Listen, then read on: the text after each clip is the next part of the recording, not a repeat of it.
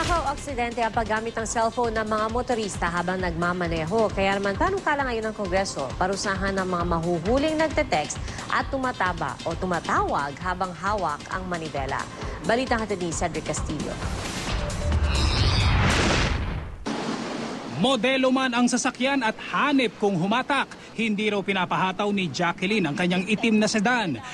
Safety first, maliban sa isang habit na napakahirap daw tigilan. Sa kaliwang kamay, manibela, sa kanan, cambio at cellphone. When it's the office, sometimes 90% of the time I would have to answer it. I'm trying to stop from doing it because I know it's dangerous, especially if I have my son with me.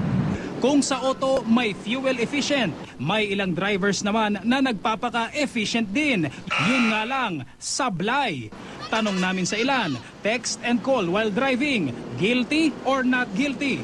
Yung text naman, hindi ko talaga agad tinitingnan unless mabawa siguro traffic, ganyan. Pero yung phone call, sinisilip ko kung importante, di sinasagot ko. Pangit na nagbumotor ka, tapos magte-text ka. Nakakadisgrasya yun. Pero kung ang iba sa atin iniisip na driving skills na isabay ang mobile social life, huwag na raw hintayin pang malagay sa alanganin. Ayon sa World Health Organization, 4 na beses mas malapit sa aksidente ang isang driver na gumagamit ng cellphone kaysa sa hindi kapag nagmamaneho.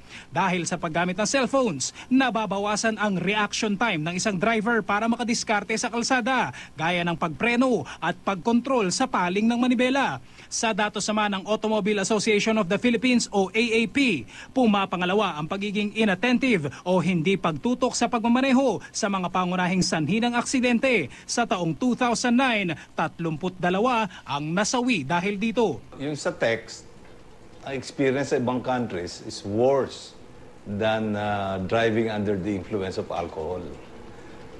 Mas maraming mga aksidente. Panukala ngayon sa Kongreso ang Anti-Distracted Driving Bill kung saan 5 hanggang 20,000 piso at posibleng kanselasyon ng driver's license ang parusa sa mga pagsasabayin ang pagmamaneho at paggamit ng mobile communications device at iba pang uri ng mobile electronics kahit pa nakahinto sa traffic light. Sa panukala, exempted ang mga gagamit ng hands-free function gaya ng Bluetooth para sa earphones at speakers. Pero ayon sa WHO at maging sa AAP, basta't ginagamit kahit pa hindi tanga ng device, hindi pa rin garantisadong ligtas.